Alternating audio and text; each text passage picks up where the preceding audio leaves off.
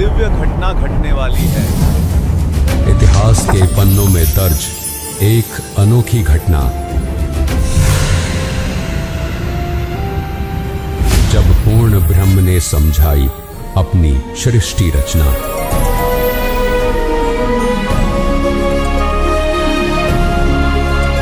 दिव्य लोकों की यात्रा पर जब निकला एक नन्हा बालक।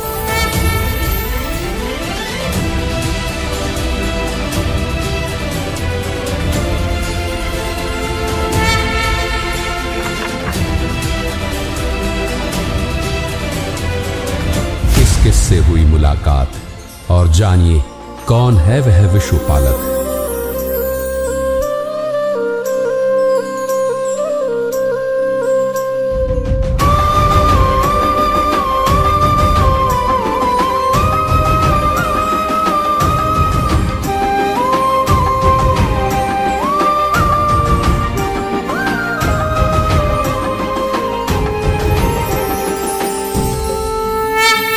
अमर ग्रंथ का इतिहास और एक मां की ममता को करेंगे उजागर। ओ मेरे राज दुलारे, ओ मेरे लल्ला प्यारे, आजा मैं ले लूं तेरी भलाई, मारूं ये चंदा सितारे। ओ मेरे राज दुलारे, इस दिव्य घटना को अवश्य देखिए और देखिए कैसा है वो सुख सागर। गरीबदास जी महाराज की सतलोक यात्रा देखिए एआई वीडियो दिनांक 4 अप्रैल 2026 को शनिवार शाम 5 बजे केवल संत रामपाल जी महाराज यूट्यूब चैनल पर।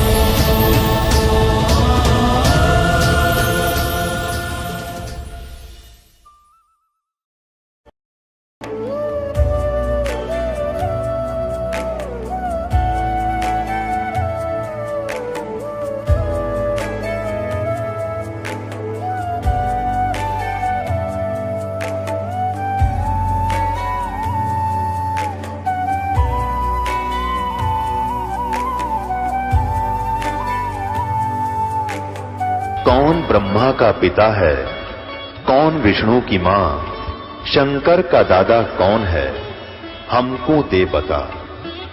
ये जानने के लिए कृपया सुनिए। जगत गुरु तत्वदर्शी संत रामपाल जी महाराज के अमृत वचन सर्व पवित्र धर्मों के पवित्र शास्त्रों के आधार पर। सत साहिब दर्शकों, कैंसर की मार और कर्जे का भार दोनों विकट समस्याएं हैं और जब दोनों एक साथ आ जाएं, तब व्यक्ति के लिए परमेश्वर का सहारा ही शेष रह जाता है। वर्तमान समय में तो ये कहानी बहुत से परिवारों की है। अजय कुमार जी भी उनमें से एक थे। ये नजफगढ़ दिल्ली के निवासी हैं। पहले ये शंकर जी की पूजा करते थे और उन्हें सर्वश्रेष्ठ मानते थे। इसी साधना को करते करते इन्हें कोई लाभ नहीं मिला। पिताजी नशा करते थे, जिसके कारण वे कैंसर जैसे भयंकर रोग से ग्रस्त हो गए। पर फिर सन 2013 बना इनका जीवन परिवर्तन कर देने वाला वर्ष, जब इन्हें मिली तत्वदर्शी संत रामपाल जी महाराज द्वारा लिखित पुस्तक, जिसे ये अपने पिताजी को पढ़कर सुनाने लगे। और कुछ वक्त पश्चात दोनों ने संत रामपाल जी महाराज से नाम दीक्षा ले ली। उसके बाद तो इनका जीवन खुशहाल हो गया, इनका कर्जा भी उतर गया और सबसे बड़ा लाभ, अजय जी के पिताजी का लाइलाज रोग कैंसर भी ठीक हुआ। सतभक्ति करने से इन्हें आर्थिक धन लाभ का सुख भी प्राप्त हुआ है और सबसे बड़ी बात, अजय जी को काल के दूत लेने आ गए थे, परंतु संत रामपाल जी महाराज जी ने काल के दूतों से भी इनकी रक्षा की और इन्हें भक्ति करने का संकेत किया। अब सुनिए अजय जी का चमत्कार भरा साक्षात्कार। नमस्कार जी। नमस्कार सर। क्या नाम है जी आपका? अजय कुमार। कहाँ के रहने वाले हैं आप? दिल्ली नजफगढ़ से। संत रामपाल जी महाराज से नाम दीक्षा आपने कब ली? मैंने संत रामपाल जी महाराज से दीक्षा 20 अक्टूबर 2013 को ली। संत रामपाल जी महाराज से नाम दीक्षा लेने से पहले आप क्या भक्ति साधनाएं करते थे? हम ब्रह्मा विष्णु महेश सबकी पूजा करते थे। और इनमें से सर्वश्रेष्ठ शंकर जी को मानते थे। इनकी भक्ति करते करते यानी हमारे पापा के ऊपर 6-7 लाख का कर्ज हो गया था। हम 10-10 रुपए के लिए तरसते थे उनकी भक्ति करते करते। फिर संत रामपाल जी महाराज की शरण में आप कैसे आए? हमारे यहाँ पे एक अंकल रहते थे और उन्होंने मेरे पापा को बताया कि संत रामपाल जी महाराज की शरण में चले जाओ, आपकी सभी परेशानियाँ दूर हो जाएंगी। तो मेरे पापा को ज्ञान गंगा दी पुस्तक, तो मैं एक एक अक्षर पढ़ पढ़ के पापा को सुनाया करता। तो पापा बोले कि ना इन गुरु जी की शरण में जाना चाहिए। तो मैंने कहा ठीक है चले जाओ, मैं भी चलूँगा। तो आए, हम सतलोक आश्रम में आए। पहले हम भक्तों से बोले कि ना हमें बाबा जी से मिलना है, गुरु जी को बोले कि बाबा जी से मिलना। तो वो भगत साहब बोले कि बाबा जी नहीं बोलते, संत रामपाल जी महाराज हैं, उनसे।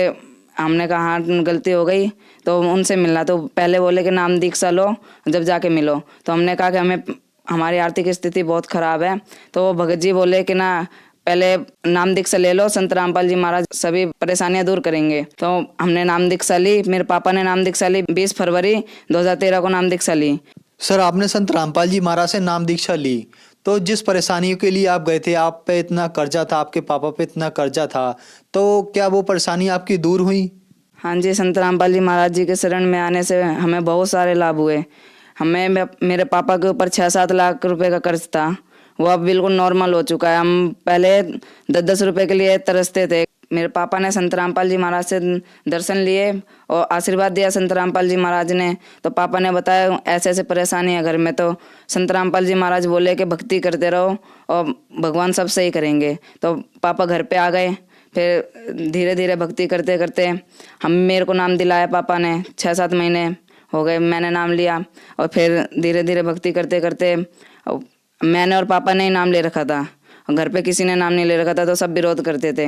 तो मैं भक्ति करता रहता था। तो गुरु जी की दया से अब हमारी आर्थिक स्थिति बहुत सुधार आ चुका है। मेरे पापा गुटखा खाने लगे, नशा करने लगे, बीड़ी, यानी मेरे पापा 3-4 बंडल ऐसे पी जाते थे दिन के।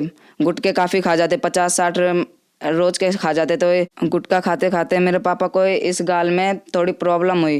प्रॉब्लम होने के बाद पापा ने जब चेकअप कराया तो डॉक्टर ने कहा कि कैंसर हो गया है। मेरे पापा से बोले डॉक्टर कि कैंसर हो गया है, अगर इसका इलाज नहीं कराया तो अब ख़त्म हो सकते हो। पापा ने बोला कि ना भगवान जो करेगा सही करेगा, हमारे पास इतने पैसे नहीं है। फिर संत रामपाल जी महाराज जी की शरण में जाने से मेरे पापा का कैंसर पूर्ण रूप से बिना किसी दवाई के व बिना किसी ऑपरेशन के मेरे पापा का कैंसर संत रामपाल जी महाराज जी की दया से ठीक हो गया।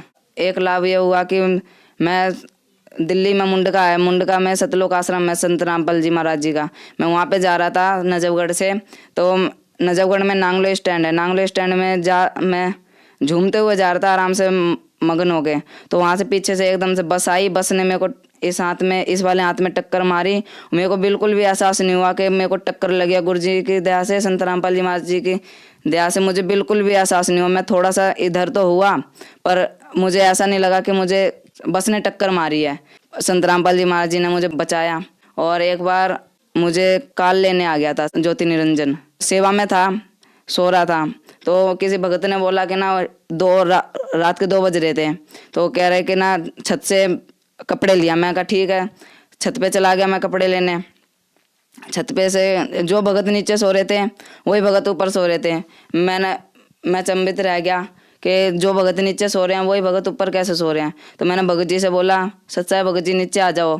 तो भगत जी मेरे को धमकाने लग गया कि तेरे को मार देंगे, काट देंगे, पीट देंगे और तेरे को यहाँ से लेके जाएंगे हम तेरे को। मैं डरने लग गया। मैंने कहा भगत तो ऐसे बोलते नहीं है संत रामपाल जी महाराज जी के। तो मैंने कहा कोई नहीं, सोते रहो आप। मैं कपड़े लिए और जैसे ही गेट के अंदर आया, गेट बंद करने लगा तो एक मोटा सा आदमी था, काला, बहुत लंबा, यानी बहुत भयानक था। तो वो लेने आ गया, कह रहा चल तेरा टाइम पूरा हो गया। मैं रोने लग गया। मैंने कहा कौन सा टाइम? कह रहे तूने इतने तेरे को जीना था। मैंने कहा, मैं रोने लग गया। फिर मैं अपना प्रथम मंत्र जो संत रामपाल जी महाराज जी की दया से मिला था और जो सतनाम, मैं दोनों करने लग गया। जैसे प्रथम मंत्र करा तो उसमें कुछ असर नहीं हुआ। मैंने सतनाम जैसे ही किया तो वैसे ही उसने हाथ छोड़ दिया और दूर भाग गया। तो मैं रो रहा था। तो मैं अपने संत रामपाल जी महाराज जी को याद किया। मैंने कहा गुरु जी अब आप ही आके बचाओ। संत रामपाल जी महाराज तुरंत प्रकट होते हैं। संत रामपाल जी महाराज जी मुझे देखते हैं और बोलते हैं क्या हो गया बेटा। मैं कहा गुरुजी देखना परेशान कर रहे हैं। तो गुरुजी बोलते हैं कि ना अपने पास बुलाते हैं, कह रहे रो मत यहाँ पे। अब मैं आ गया हूँ ना तो गुरुजी मैं रोना चुप हो जाता हूँ। ज्योति निरंजन के यमदूत थे जो मुझे लेने आए थे, संत रामपाल जी महाराज को देखते ही घुटने पर टिक गए और जैसे ही नीचे सर झुका लिए संत रामपाल जी महाराज जी को देख के, तो संत रामपाल जी महाराज जी ने बोला इसको परेशान क्यों कर रहे हो, ये कबीर परमात्मा का बच्चा है, तुम इसको परेशान क्यों कर रहे हो। तो वो बोलने लगे कि ना गुरुजी गलती हो गई, परमात्मा गलती हो गई। तो गुरुजी बोले ऐसे थोड़ी ना गलती हो जाती है। तो गुरुजी ने 2-2 थप्पड़ लगाए उन्हें और जैसे 2-2 थप्पड़ लगते गए ना वैसे वो आगे बढ़ते गए, जैसे लाइन से जैसे कोई आशीर्वाद लेता है वो चले जाते हैं। तो 2-2 थप्पड़ लगते गए और आगे बढ़ते गए। तो माफ़ी मांगते गए, गुरुजी अब से नहीं होगा, आपके किसी भगत के पास नहीं आएंगे। तो गुरुजी बोले अब से आ भी मत जाना, नहीं तो तुम्हें लोक निकाला दे दूंगा।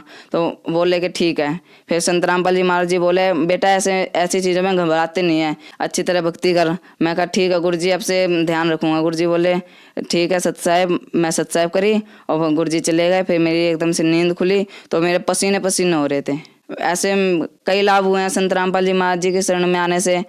और एक बार क्या हुआ कि ना 10,000 रुपये दिए पापा ने कि रख ले। मैं कहा ठीक है। मैं प्रणाम स्थल पे जहाँ पे संत रामपाल जी महाराज जी की ज्योति करते हैं वहाँ पे रख दिए नीचे ज्योति के नीचे। तो पापा आए थोड़ी देर बाद, 1-2 घंटे बाद, कह रहे 5,000 रुपये दे दे। मैं कहा ले लो, रखे। तो पापा ने ले लिए 5,000 रुपये और रख दिए। मैं कहा ठीक है ले जाओ आप। फिर शाम के टाइम में आते हैं, बोलते हैं कि 5,000 रुपये और दे दे, देने किसी के कमरा किराया देना है। मैं कहा ठीक है ले जाओ। फिर जब मैं 5,000 रुपये गिनता हूँ ना तो वो उतने 10,000 के 10,000 रुपये मिलते हैं मुझे। फिर मैं पापा से पूछता हूँ पापा आपने 10,000 रुपये 5,000 और रुपये रखे हैं क्या। पापा बोले मैंने एक भी रुपये नहीं रखे यहाँ पे। तो पापा मैंने कहा गुरुजी रख गए। पापा बोले हाँ भगवान तो कुछ भी कर सकता है। फिर उनसे खर्चा चल गया। और जैसे कि हमारी आर्थिक स्थिति बहुत ज़्यादा ख़राब थी, तो जब मुंडका आश्रम जाना होता था मुझे तो मैं रोता था। मेरे पे 15 रुपये भी नहीं होते थे। मैं रोता था कि संत रामपाल जी महाराज इतनी बड़ी क्या गलती कर दी कि दाता आपके आश्रम में आने के लिए पैसे नहीं मेरे पास। तो मैं रोने लगता था रात में। जैसे संडे का सत्संग होता था मैं शनिवार को रोता था। तो गुरुजी पैसे दे दो मुझे, मेरे को आना है आश्रम में। तो गुरुजी मैं रोते रोते सो जाता था। तो सुबह उठ के जैसे ही देखता मेरे बैग में 100 रुपये 200 रुपये 50 रुपये जितना मेरे को चाहिए होता था उतना मेरे को मेरे बैग में मिल जाया करता। और संत रामपाल जी महाराज जी की इतनी दया होती थी कि बहुत ज़्यादा हद तक लाभ दिया संत रामपाल जी महाराज जी ने। एक लाभ और हुआ संत रामपाल जी महाराज जी के शरण में आने से। मेरे पापा राजमिस्त्री हैं, चिनाई का काम करते हैं। वो काम कर रहे थे खेड़ा डाबर में, नजफगढ़ में खेड़ा डाबर में काम कर रहे थे। तो पापा चिनाई कर रहे थे। तो पता नहीं क्या हुआ, पापा नीचे थे, दीवार के 12 फुट की दीवार थी। पापा नीचे काम कर रहे थे, वो एकदम से क्या होता अचानक वो दीवार गिर जाती पापा के ऊपर। अब वो जितने भी मकान मालिक होते हैं और मिस्त्री होते हैं सब डर जाते हैं कि अभी ये तो ख़त्म हो गया। तो पापा थोड़ी सीट उठाते हैं, मकान मालिक उठाते हैं थोड़ी सीट के, जल्दी जल्दी निकाल लो इसको, ये ख़त्म हो गया अब। तो जैसे थोड़ी सीट ऊपर से उठाते हैं तो पापा अपने आप खड़े हो जाते हैं। तो मालिक देखते हैं कि कुछ भी नहीं हुआ इसको, तो हाथ पैर चेक करते हैं उस पापा के और बनियान खोल के देखते हैं कि कुछ भी खरोच नहीं आती। तो पापा बोलते हैं मैं संत रामपाल जी महाराज का शिष्य हूँ, पूर्ण परमात्मा का बच्चा हूँ, मेरे को कुछ नहीं हो सकता जब तक मेरा गुरुजी मेरे साथ है। ऐसे मेरे पापा को गुरुजी ने कई बार बचाया। अब हम संत रामपाल जी महाराज जी के शरण में आने से आर्थिक, शारीरिक और मानसिक रूप से सुखी हैं। अजय जी, जैसा कि आपने बताया कि आपने संत रामपाल जी महाराज से नाम दीक्षा ली, उसके बाद आपके घर में सुखों का भंडार आ गया, आपके पापा की कैंसर की बीमारी ठीक हुई, आपकी आर्थिक स्थिति ठीक हुई। तो जो लोग आज कैंसर की बीमारी से ग्रस्त हैं उन लोगों के लिए आप क्या संदेश देना चाहते हैं? इस संदेश तो क्या मैं प्रार्थना ही करना चाहता हूँ, जो लोग कैंसर की बीमारी से ग्रस्त हैं, जिनके घर पे हमारे जैसी स्थिति है अभी भी, वो संत रामपाल जी महाराज जी की शरण में आए और अपना कल्याण करें। अजय जी, संत रामपाल जी महाराज से नाम दीक्षा कैसे ली जा सकती है? संत रामपाल जी महाराज जी से दीक्षा आप ऐसे ले सकते हैं, जैसे जिस भी चैनल पे आप संत रामपाल जी महाराज जी का सत्संग प्रवचन सुन रहे हैं उसके नीचे एक पट्टी चलती है, उसमें मोबाइल नंबर आते हैं, आप उन पे कांटेक्ट करके आपके जो पास में होगा नामदान स्थल, आपको उस नामदान स्थल का नंबर दे दिया जाएगा और अपना नामदान लेकर भक्ति कर सकते हैं संत रामपाल जी महाराज से। धन्यवाद सर। धन्यवाद। दर्शकों, अभी आपने सुने संत रामपाल जी महाराज से दीक्षा प्राप्त करके सुखी हुए भक्त के अनुभव। अब देखिए जगत गुरु तत्वदर्शी संत रामपाल जी महाराज के मंगल प्रवचन। अपना हल्का तेज पुंज करके इस विध हम आपको मिलते हैं। देखो, धर्मनी जो वही छवि जग जाऊं तो होए विकल, ये निरंजन राऊ, ये काल निरंजन विकल हो जाएगा, दुखी हो जाएगा, इसकी बुरा हाल हो जाएगा। और सब जीव तब मोही लोलावे और उजड़े भो सब लोक ही जावे, इसका उजड़ जाएगा सारा लोक। ताते गुप्त राखों जग भाऊ और शब्द संदेश जीवन समझाऊं। वो शब्द जिससे मोक्ष होगा उस जीवों को बता रहा हूं मैं। और शब्द परख चिन्ह मोए कोई, गह प्रतीत घर पहुंचे सोई। जो मेरे इस नाम ने ले लेगा वो सतलोक चला जाएगा। कहे कबीर सुनो सुकृत अंसा, दरस पुरुष भेटू चित संसा। अब तुम बेग चलो संसारा, अब जल्दी जाओ संसार में। और जीव चेता हो करो पुकारा, पुकार पुकार के आंखों देखा, डंडोरा पीट दे, मुनादी कर दे और डोल के डंके पे बता दे सच्चाई को। तो वहां जब इतना सुख देखा, यहाँ का इतना अड़ंगा, यहाँ सुख नाम की वस्तु नहीं। वहां जाकर धर्मदास जी ने हाथ जोड़ लिए और न्यू बोले, हे परमात्मा मुझे यहीं रख लो, वो तो बहुत गंदा लोक है। हे दाता वहां तो एक दिन मृत्यु होनी है, कोई किसी का नहीं, और मुझे यहीं रख लो। तब परमात्मा ने कहा, बेटा ऐसा नहीं रखा जा सकता। तुम यहां से गए थे, तुम परिपूर्ण थे भक्ति से, तुम हंस थे, अब तुम काग बन गए, एक एक पैसे को भटक रहे हो क्योंकि तुम्हारी पूंजी खत्म होगी पुनों की।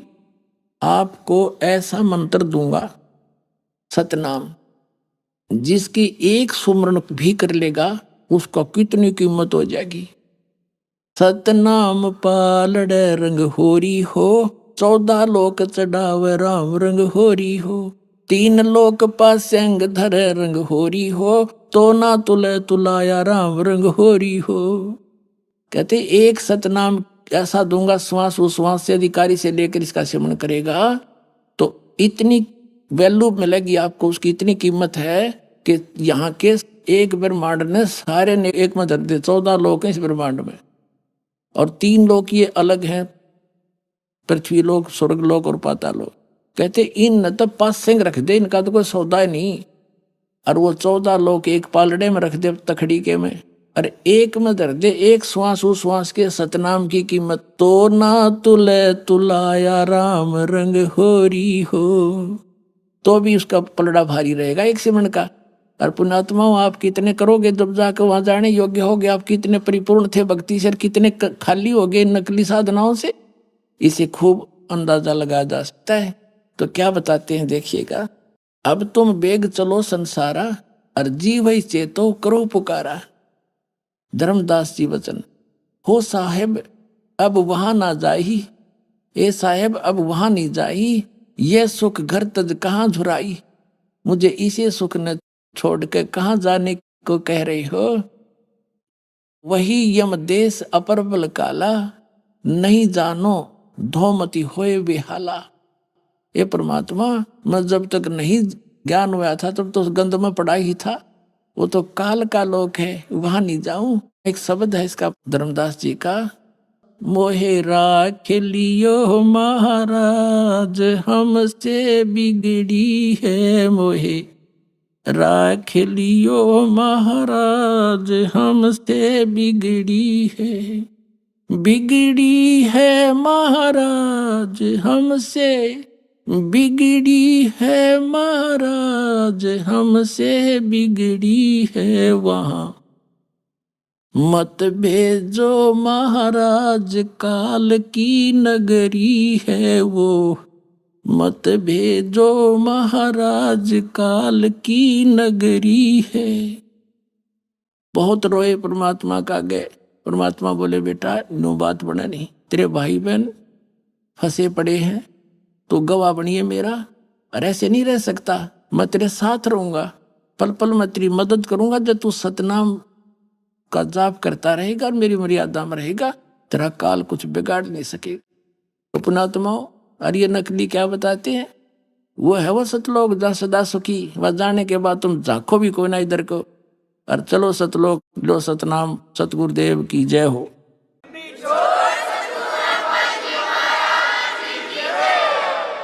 पुण्यात्माओं, धन्य भाग हैं आपके।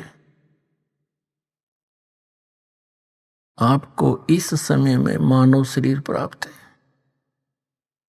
नर या नारी का। धन्य है आपके माता पिता जिनसे जन्म हुआ,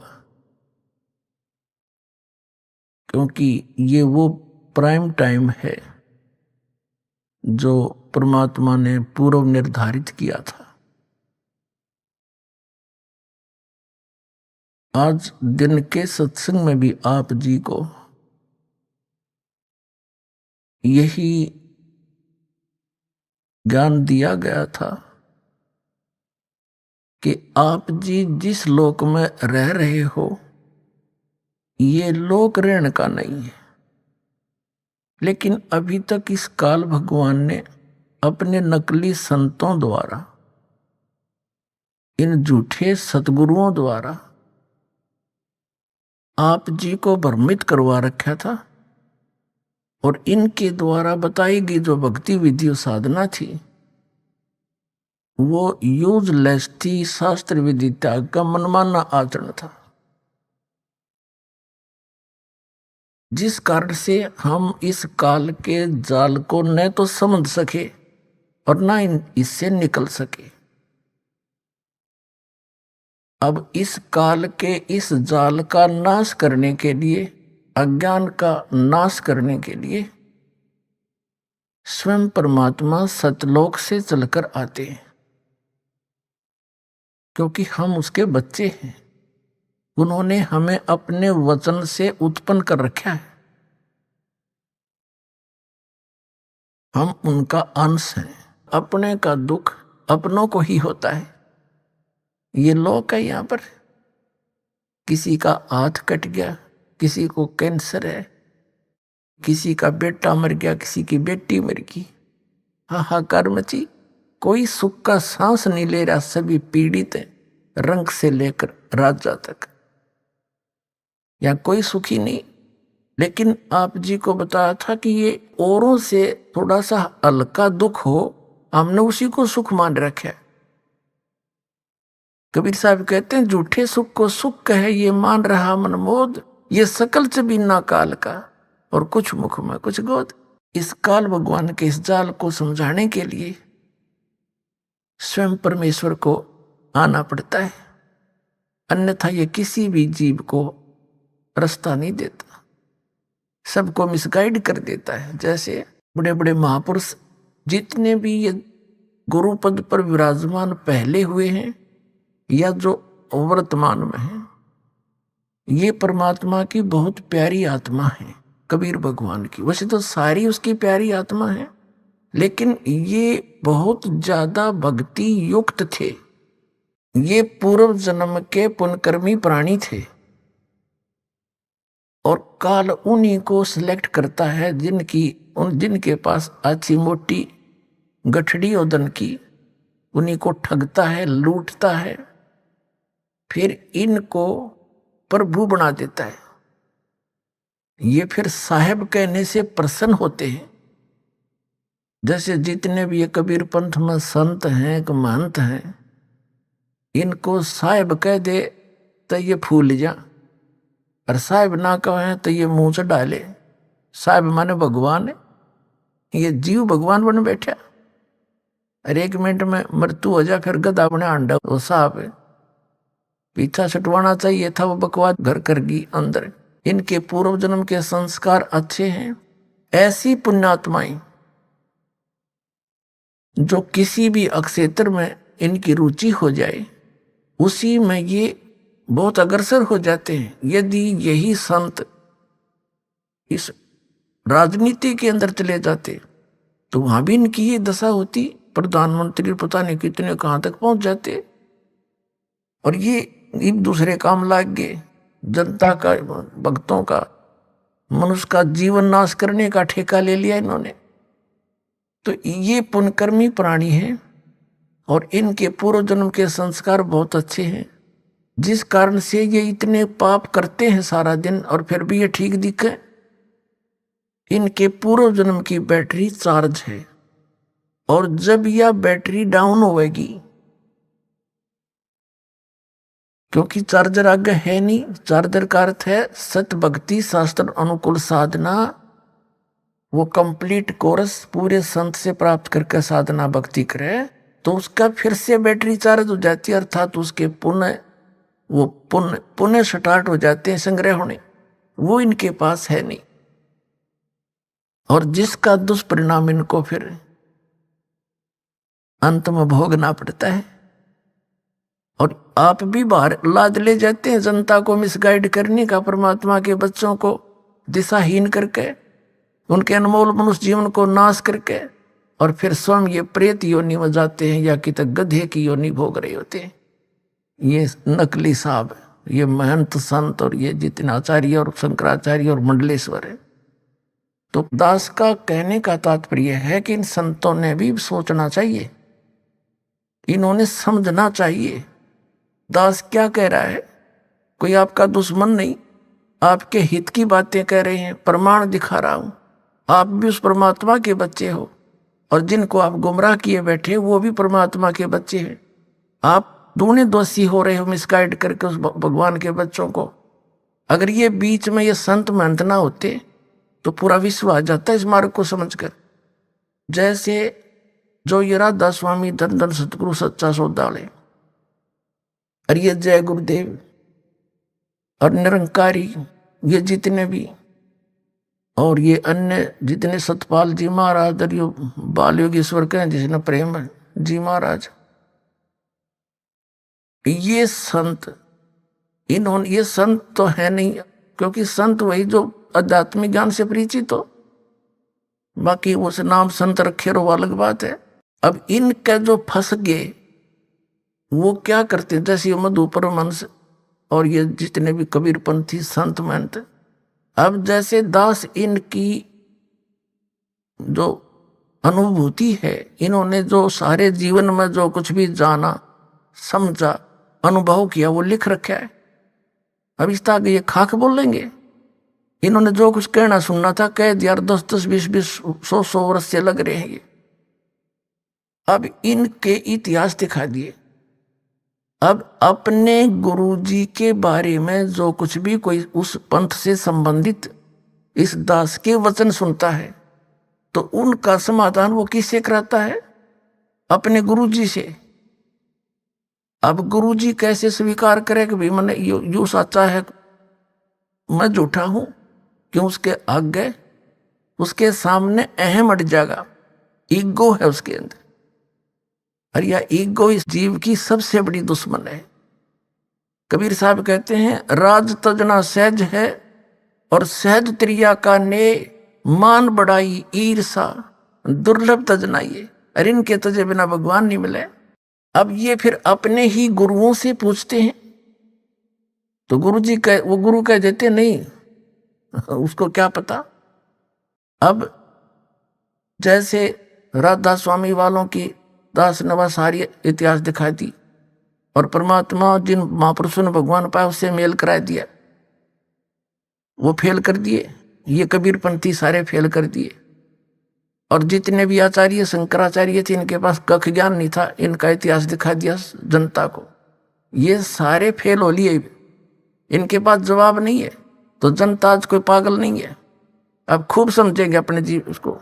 और ये जो नकली संत महंत कबीरपंथी या दूसरे हैं, ये ना होते जैसे जो श्रद्धालु इन संता के नहीं फंसे हैं और एक कॉमनली जैसे कोई मंदिर मस्जिद में जा रहे हैं, मंदिर में जाते हैं, आप पे पूजा करते हैं, व्रत करते हैं, या सालासर वैष्णो देवी घूम जाते हैं। उन्होंने जब ये ज्ञान देखा सुना और प्रमाण देखे पुराणों में तो तुरंत आगे वो फटाफट आने लगी। ये तो बात सच्ची है, जिन पुराणों को हम रोज पढ़ते थे और जिनको सत्य मानते हैं उनमें क्या लिखा रही है, धर्मगुरु क्या बकवाद कर रहे हैं, इन्हें बैठा दिया हमारा। तो वो सीधे आगे। और दूसरे अभी अटके बैठे हैं क्योंकि वो किससे पूछे? अपने गुरुजी से। गुरुजी तक जिसकी नहीं पहुंचे तो अपने उस आसपास के भगत भाइयों से। वो भगत भाई वो भांग पी रहे हैं जो उनके गुरुजी ने प्यार रखी है।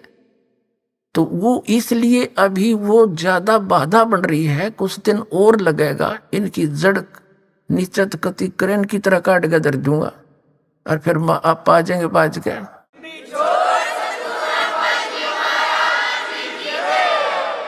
अब ये जितने भी पंथ हैं, ये इनकी जड़ दिखा दी दास ने। जैसे पहले हम छोटे छोटे थे, वर्षा के दिनों में ये पौधे उग जाते थे, आम के पौधे की तरह, नीम का पौधा। तो हम क्या करते थे, उन पौधों को वहां ऐसे बहुत ज्यादा उग जाते थे एक स्थान पर, उनको वहां से निकाल कर मिट्टी से अपने खेतों में दूसरे स्थानों पर लगाने के लिए लेकर चलते थे। और किसी पौधे की मिट्टी हट जाती जड़ों की, तो दूसरे ये कहा करते, तेरे पौधे की जड़ राम ने देख ली, अब यूं ना लगे सूखेगा। तो वो ऐसा ही होता था, क्योंकि ये खेत से दूसरे खेत में जाते थे, 1.5 घंटा लग जाता, वो जड़ा मिट्टी थी नहीं, वहां लगाते हो सूख जाता। तो दास ने इनके नो क्या करते, तेरे पौधे की जड़ राम ने देख ली, उगे को। तो दास ने इन सभी पंथों की जड़ दिखा दी राम ताई, अब ये सारे सूखेंगे।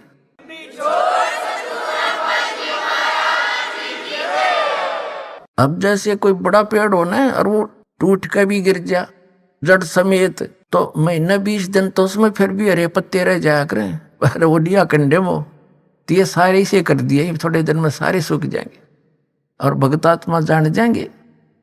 खकता इनके पास, इतना अनमोल जीवन नाश कर दिया, 3-3 4-4 पीढ़ी डबो दी इन राधा स्वामी वालों ने, इन कबीर पंथियों ने। तो पुण्यात्माओं, सत्संग किसे कहते हैं? सत्संग वो है जिसमें केवल सत्य बताई जा, झूठ का समावेश ना हो। और इनके पास सारी झूठ, सतनाम की चीज नहीं इनके पास कोई भी, तो वो सत्संग नहीं है। अब सत्संग का अर्थ है परमात्मा की महिमा, परमात्मा की गुण बताई जा, कि परमात्मा कैसा है, कौन है, कहाँ रहता है, और परमात्मा की हम खोज कर क्यों रहे हैं, उससे हमें लाभ क्या होगा, ये सारा ज्ञान। और फिर वो भगवान प्राप्ति कैसे होगी, तो ये सब मिलाकर सत्संग कहलाता है। अब जैसे अब दास जो सत्संग जिस उद्देश्य से कर रहा है, इस दास का उद्देश्य है कि आप जी को जहां जहां आप लगे हुए हो और उस संत या महंत या पंथ को और उस ज्ञान को सत्य मानकर पहले उन्हीं से परिचित कराऊं कि आप किस वस्तु को, कौड़ी को आप लाल लिए फिर रहे हो। और ये सब प्रमाण रह कर देने का दास का उद्देश्य है कि आपको इतना ट्रेंड कर दूं कि आप स्वयं परख लो और नकलियों ने छोड़ दो। जैसे एक समय एक नगर में 2 बनिए रहते थे, 2 वैसे। तो उनमें से छोटे भाई की मृत्यु होगी, 2 भाई थे और छोटे भाई के 2 लड़के थे। जब उसका सारा क्रियाक्रम हो लिया, कुछ दिन के बाद उनकी बच्चों की मां ने कहा कि बेटा अब तुम बालक हो, एक 16 वर्ष का, एक 18 वर्ष का, तुम बिजनेस नहीं कर सकते, आप अपने ताऊ जी के साथ, हमारे यहाँ भाषा में अपने पिताजी के बड़े भाई को ताऊ जी बोलते हैं बच्चे, तो अपने ताऊ जी के साथ बिजनेस में पार्टनरशिप कर लो। और बेटा मेरे पास ये लाल रखे हैं, पैसे तो है नहीं, ये लाल ले जाओ, अपने ताऊ जी को दे दो, आवश्यकता पड़े वहां इनका प्रयोग कर ले, गिरवी रख ले, इसके बदले में सामान ले ले। जैसे वो बच्चे दोनों जने अपनी माता जी की सलाह ले के आधार से, राय के आधार से, वो माता जी के पास रखे हुए जो एक पोटली सी में थे लाल, उनको लेकर चले, अपने ताऊ जी से जाकर प्रार्थना की कि मेरी माता जी ऐसे ऐसे कह रही है, उसने ताऊ जी ने कहा कि बेटा मैं भी ये चाहता था, आप मेरे साथ लगो और सब मिलकर हम अपना बिजनेस करेंगे। और बच्चों ने कहा कि जी मेरी माँ के पास पैसे तो है नहीं, ये लाल रखे हैं, इनको आप रख लो। अब उस सेठ ने उनको खोला और देखा, वापस ही बांध कर बच्चों को दे दिया कि बेटा इनको रखाओ, तेरी मम्मी को कह देना संभाल कर रखे, और फिर आएंगे ना वापस दूसरे शहरों से, वहां मेरा उधार चलता है, फिर वापस आएंगे ना सामान लेकर के, फिर देख लेंगे जरूरत पड़ी थे। वो बच्चे कहने लगे ठीक है ताऊ जी, जैसे आपकी आज्ञा। अपनी माँ को आकर बता दिया, माँ इन्हें सुरक्षित रख लेना, हम फिर बाहर जा रहे हैं देश दूसरे प्रांतों में, वापस आएंगे तब इसको ले लेंगे। मेरे ताऊ जी ने ऐसा कहा, चले गए। अब उस व्यक्ति ने उन बच्चों को लाल और लालड़ी की परख करानी थी। एक शहर में 50,000 रुपए का सौदा लिया, पहले 50,000, आज के तो 50 लाख के बराबर है। और वहां उस सेठ से कहा कि मैं धर्मशाला में रुका हुआ हूं, वहां से इन बच्चों के हाथ में लाल भेजता हूं, उसको गिरवी रख लेना और हमारा सामान दे देना।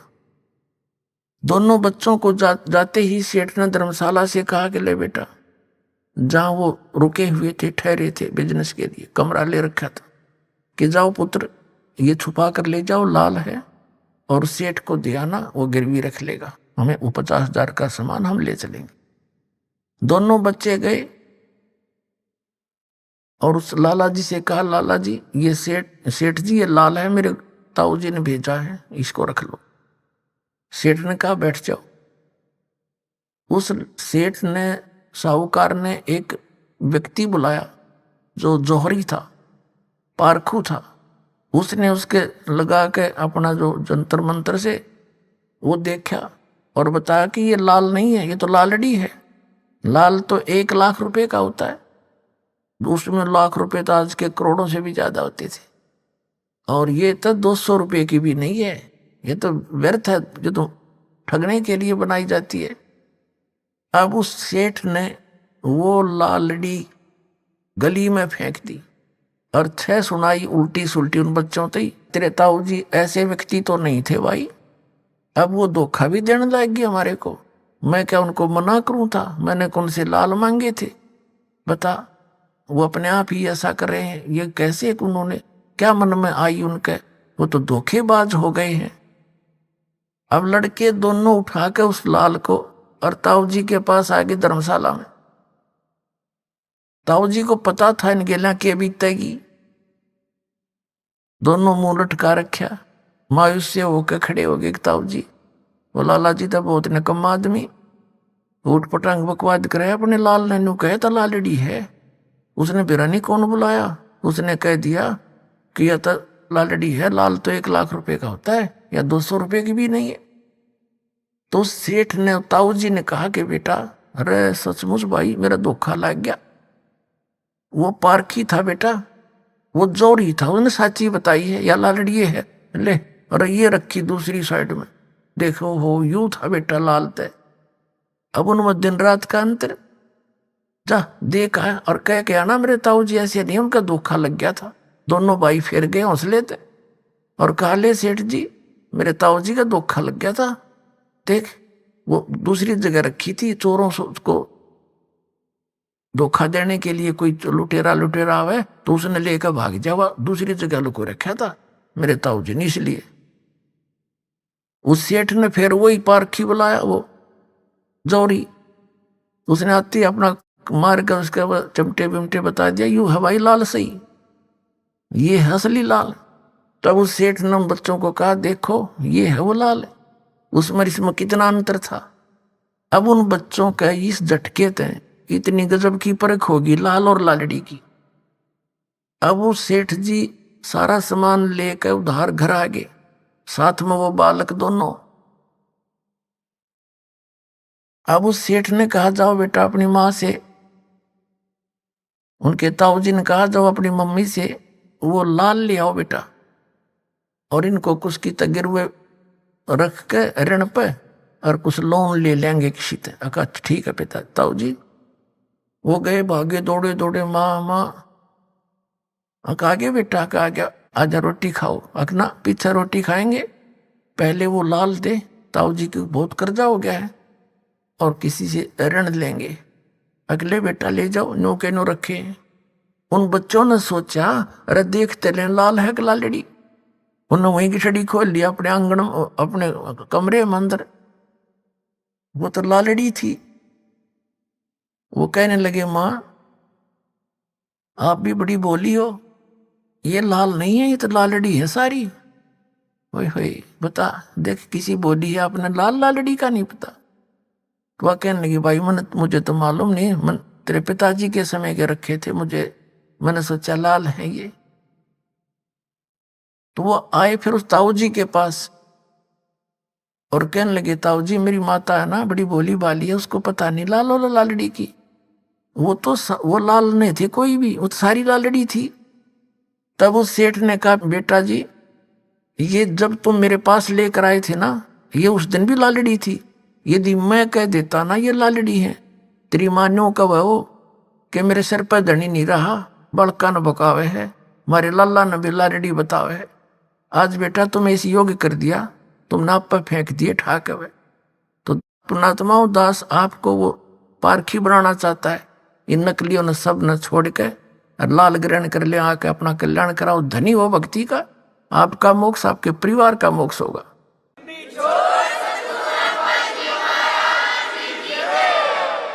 और एक बार ये सभी ये जितने भी नकली पंथ हैं खत्म तो होंगे, क्योंकि परमात्मा का वचन है कबीर साहब का।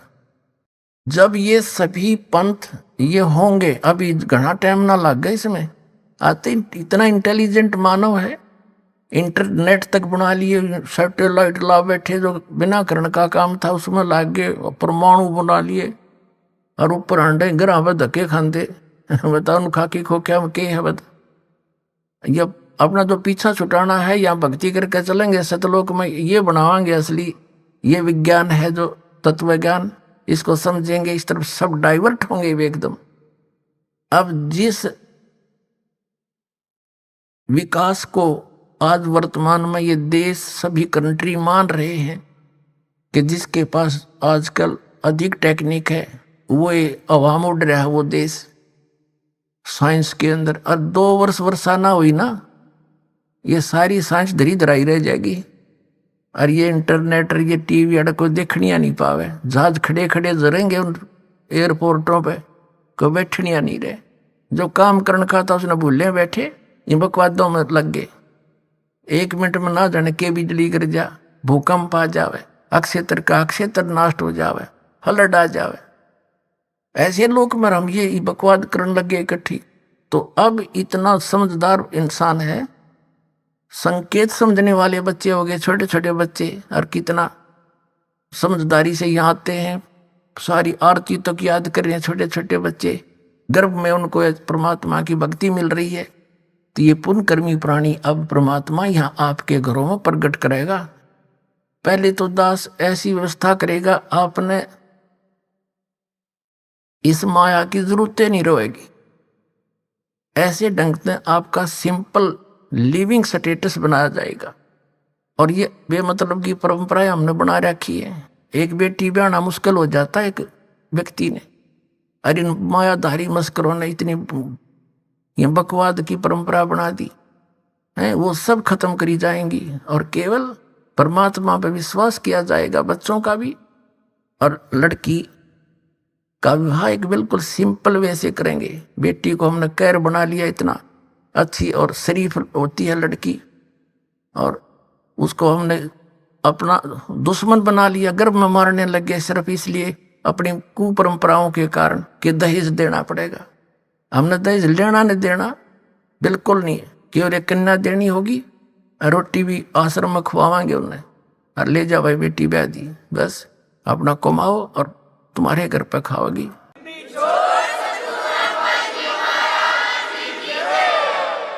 तो 90% हमारे सिर का वजन हट जाएगा जब हम इन बकवादियां न छोड़ देंगे, जिसके लिए हम दिन रात नहीं पढ़ते, वो पूरी होती नहीं, कर्म नरे बिगड़ जा।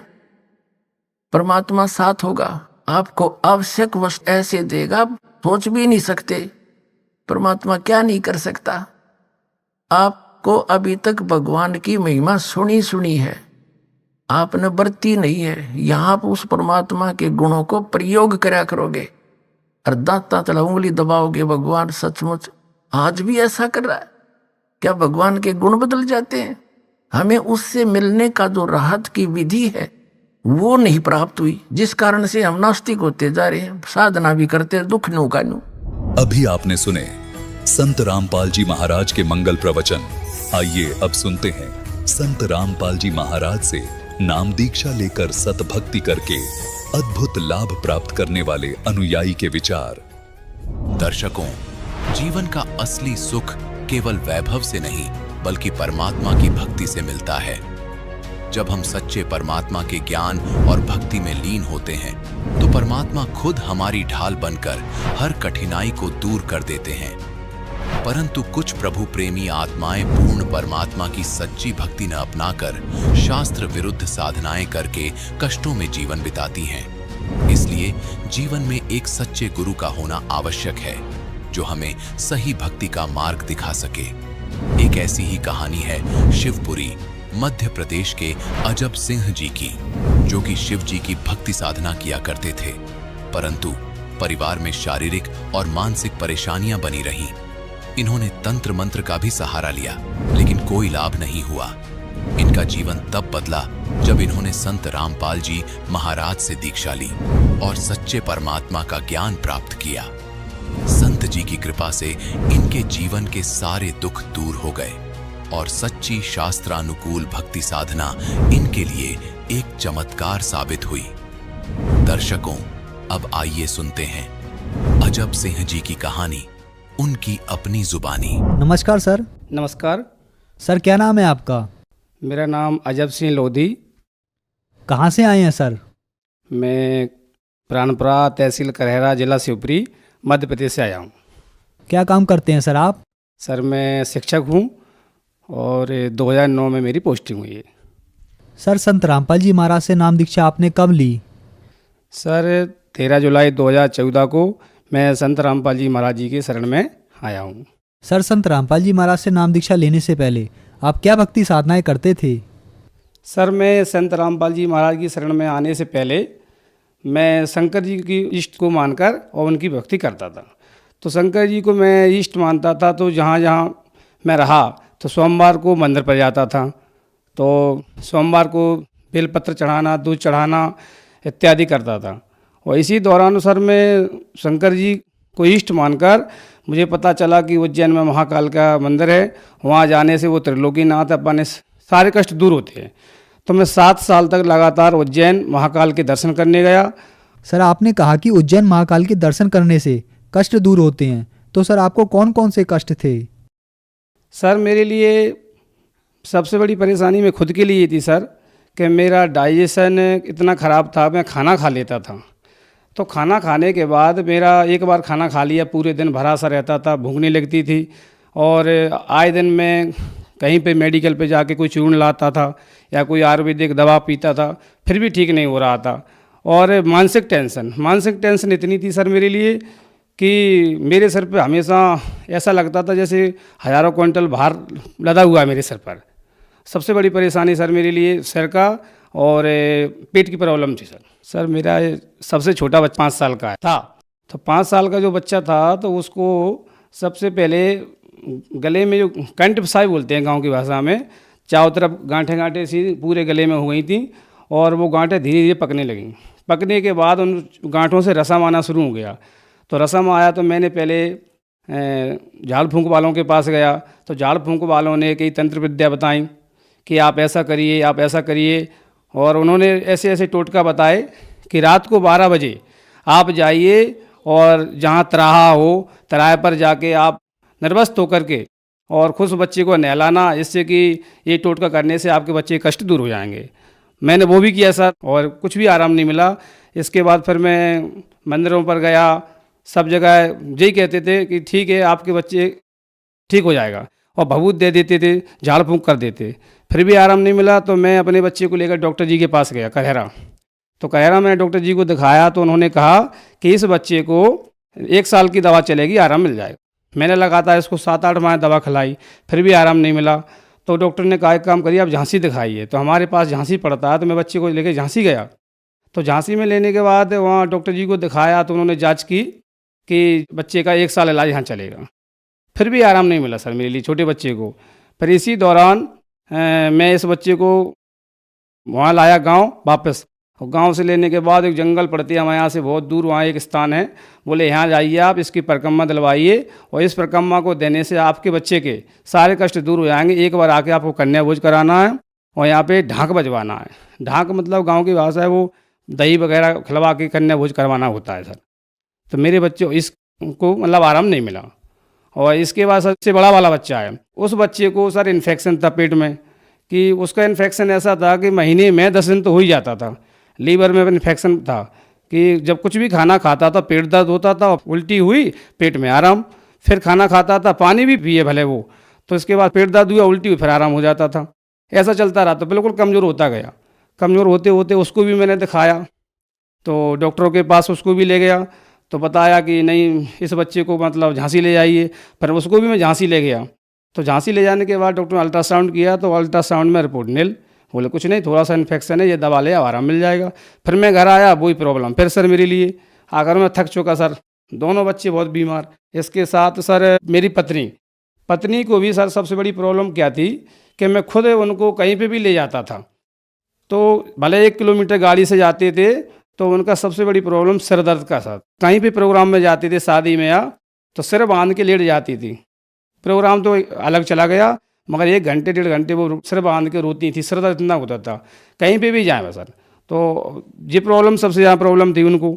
और दूसरी बात पेन का सर, पेन का बहुत बड़ा उनको परेशानी थी कि यहाँ से घुटने से लेके और इधर कमर तक पेन होता था उनको। पेन होते होते मतलब इतना, कई बार रात में सर 12 बजे हो जाता था, तो सुबह तक जो मान के चलो मैं भी नहीं सो पाता, तो रोती थी कि डॉक्टर कहाँ से जाए। सुबह हुआ डॉक्टर के पास दवा लाए, आराम। 2 दिन बाद फिर पेन दर्द होता था, तो फिर पेन हुआ, फिर दवा ली। सर मेरे ऊपर बिल्कुल ये मान लो कि कहर टूटा था सर। आए दिन और मेरे घर में कई प्रकार की दवाइयाँ लाइन लगी रहती थी।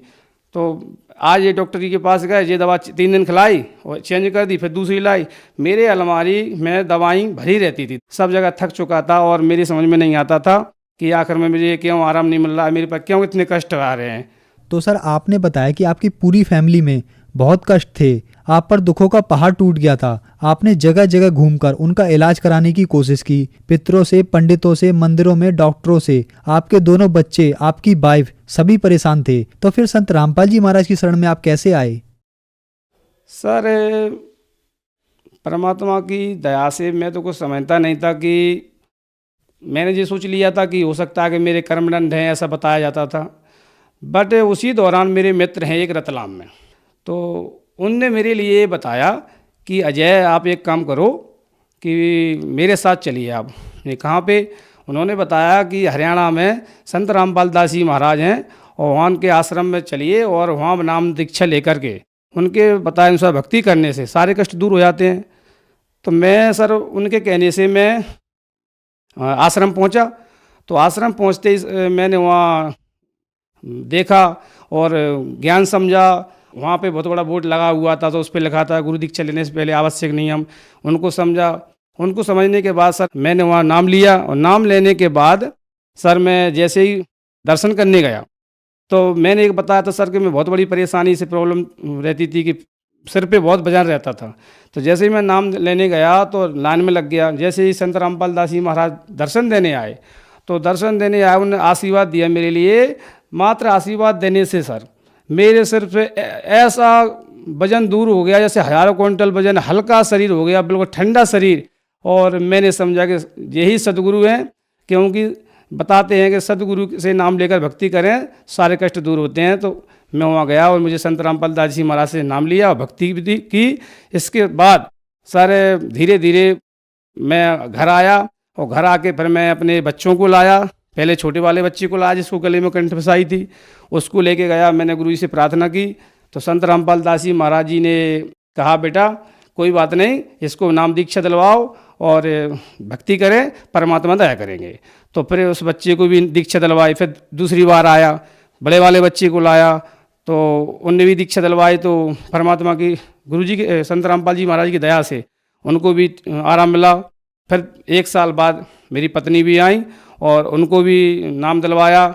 सर, आपने बताया कि आप अपने बच्चे को नाम दीक्षा के लिए ले गए, तो संत रामपाल जी महाराज ने कहा कि आप अपने बच्चे को नाम दीक्षा दिलवाएं, उसे आराम मिलेगा। तो क्या ये बात सही साबित हुई? जी सर, बिल्कुल इस बात बिल्कुल सत्य है सर।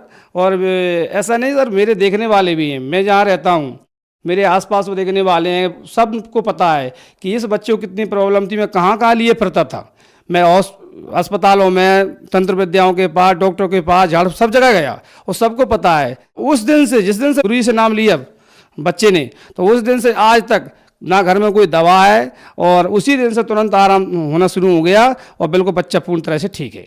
मेरे साथ वो बच्चा आया हुआ है जो बीमार रहता था, नाम लेने के बाद तुरंत ठीक हो गया। आप इससे बात कर सकते हैं, मेरे साथ देखिए। क्या नाम है आपका? हमारा नाम प्रिंस राजपूत है। आपको क्या परेशानी थी जो आपके पापा ने बताई है? हमको यहाँ पे कंठमाला थी यहाँ पे, और यहाँ पे, और गुरु जी की कृपा से जब से हमने दीक्षा ली है, जब से पूरी ठीक हो गई है। आपको क्या इसमें दर्द भी होता था? क्या होता था? इसमें से दर्द होता था, इसमें से खून निकलता था और बहुत दर्द भी होता था। संत रामपाल जी महाराज से नाम दीक्षा लेने से क्या आपकी बीमारी बिल्कुल ठीक हो गई? हाँ, बिल्कुल ठीक हो गई। अभी अब मिट गई बिल्कुल, अब बिल्कुल भी दर्द नहीं होता। सर, जैसे आपने देखा कि मेरा छोटा बालक पूर्ण तरह से ठीक हो गया, आज भी ठीक है उसी दिन से। उसी तरह मेरा बड़ा बालक के पेट में इन्फेक्शन थी कि कुछ खाता था तुरंत दर्द होता था, उल्टी हो जाती थी और काफ़ी कमज़ोर हो गया था। उस दिन से नाम लिया है संत रामपाल दास जी महाराज जी से और नियम मर्यादा में रहकर भक्ति की। आज वो भी पूर्ण तरह से ठीक है।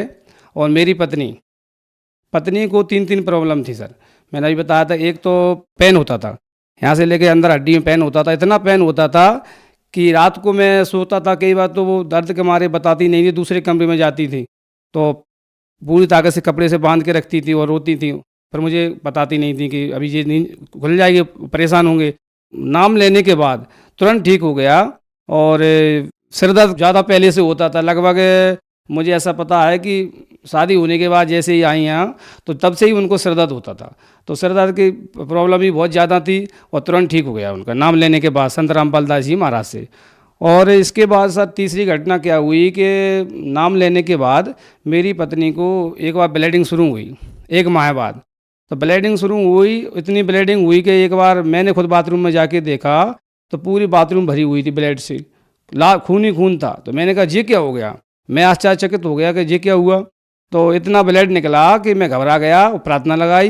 तो संत रामपाल दास जी महाराज जी ने कहा कि परमात्मा दया करेंगे और भक्ति करो। तो फिर मैं हॉस्पिटल लेके गया। हॉस्पिटल मेरे लोकल कहरा में हॉस्पिटल है, मैं वहाँ गया तो मैडम ने दवा दी और बोला कि इनको आप झांसी ले आइए। मैं झांसी लेके गया, झांसी बड़ा है हमारे यहाँ, 50 किलोमीटर दूर पड़ता है। तो वहाँ मैं बड़े डॉक्टर के पास ले गया तो उन्होंने चेकअप किया और चेक करने के बाद वो हैरान थे कि बताइए इतनी बड़ी प्रॉब्लम थी ये तो, कि इसको तो बेहोश हो जाना चाहिए थे। ब्लड चेक किया, CBC जांच की, उसमें सही प्रकार की जांचें की तो उसमें आया कि मैंने कहा सर इतना ब्लड निकला। तो उन्होंने जांच किया कि ये चल फिर कैसे रही है ये महिला, बताइए आप, कि इस महिला को तो बेहोश हो जाना चाहिए था और ये तो बहुत बड़ी प्रॉब्लम थी, इनकी जान भी जा सकती थी। तो मैंने कहा ये तो परमात्मा की दया है, संत रामपाल दास जी महाराज की दया से वो बिल्कुल कांटे में टल गई, क्योंकि इतनी बड़ी, डॉक्टर ने बताया कि इतनी बड़ी परेशानी थी ये और इससे जान भी जा सकती थी। वो जो बेहोश नहीं हुई अभी तक, जीवित कैसे हैं, होश में कैसे हैं, इतनी ब्लड निकला हुआ है इनका। तो संत रामपाल दास जी कृपा से मर्यादा में रहकर भक्ति कर रही थी, नाम ना लिया हुआ था, इसलिए संत रामपाल दास जी महाराज की कृपा से बहुत परेशानी टल गई। उसी दिन से आज दिन तक वो पूर्ण स्वस्थ हैं। 3 बीमारी परेशानियां थी वो भी दूर हैं और वो ठीक हैं। मेरे लिए खुद के लिए पेट का था सर, मैं पेट में प्रॉब्लम थी, इन्फेक्शन मान लो, या पेट फूल जाता था। मैं कुछ भी खाना खाता था तो मैं भी कमज़ोर होता चला गया। तो मैं जब से मैंने नामदान लिया है तो बहुत अंतर आया है। नहीं मैं खाना खाता था, सुबह खाना खा लिया, शाम तक पेट भरा हुआ रहता था। मेरा डाइजेशन इतना ख़राब था, एक बार खाना खा लिया ऐसा लगता था कि अब खाना नहीं खाने नहीं है। शाम हो गए, एक आध रोटी शाम को खा ली तो ठीक है, और नहीं बस मैं ऐसे पेट फूल जाता था मेरा। तो मेरे ये पेट की प्रॉब्लम इतनी थी, मैं मन ही मन प्रार्थना करता था। फिर एक बार संत रामपाल दास जी से महाराज जी से गया वहाँ, मैंने प्रार्थना की। गुरु संत रामपाल दास जी महाराज बोले जाओ बेटा भक्ति करना, नियम में रहना और सब परमात्मा दया करेंगे। तो फिर मेरी ये प्रॉब्लम बिल्कुल पूर्ण तरह ठीक है। मैं 3-3 टाइम खाना खाता हूँ और पूर्ण तरह से ठीक हूँ। सर आपने बताया कि आपने संत रामपाल जी महाराज से नाम उपदेश लिया और आपके परिवार में खुशियाँ लौट आई। तो सर जो समाज आज आपको देख रहा है उन्हें आप क्या संदेश देना चाहोगे? सर मैं क्या संदेश दे सकता हूँ? संदेश तो हमारे परम पूज्य संत रामपाल दास जी महाराज जन जन तक, भारत ही नहीं विश्व के कोने कोने में पहुँचा रहे हैं। क्योंकि संत रामपाल महाराज का सत्संग चैनलों पर प्रसारण हो रहा है और जगह जगह तक वो संदेश पहुंचा रहे हैं कि ज्ञान समझिए और उनके बताए अनुसार आप भक्ति करिए। और कैसे भी कष्ट हो, चाहे कैंसर हो, चाहे टीबी हो और एड्स हो, कैसी भयंकर से भयंकर बीमारी हो, प्रेत बाधा हो, दुख हो और कष्ट हो, और संत रामपाल दास जी महाराज शरण में आइए और नाम लीजिए और भक्ति करिए, सारे कष्ट दूर हो। सर संत रामपाल जी महाराज की शरण में कैसे आ सकते हैं? सर संत रामपाल दास जी महाराज की शरण में आने के लिए 6-7 चैनलों पर सत्संग आ रहे हैं। तो सत्संग के नीचे पीली पट्टी चलती है, उन पीली पट्टी पर नंबर दिए हैं आश्रम के, उन नंबरों पर फ़ोन लगा के आप नाम सेंटर का पता कर सकते हैं। भारत के सभी जिलों में परमात्मा गुरु संत रामपाल महाराज जी की दया से नामदान केंद्र खुले हुए हैं और आप नंबर लगा करके नामदान केंद्र से नाम उपदेश लें और अपना कल्याण कराएँ। धन्यवाद सर। सत साहिब।